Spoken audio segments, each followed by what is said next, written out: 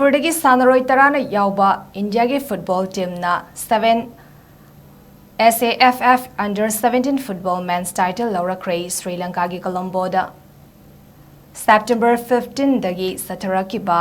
SAFF under-17 football men's championship ki final match da India na Bangladesh bu penalty shot out da panjal mari amada maitiba piraduna India na title Lourakkhre loinina final match ase Sri Lanka gi Colombo da leiba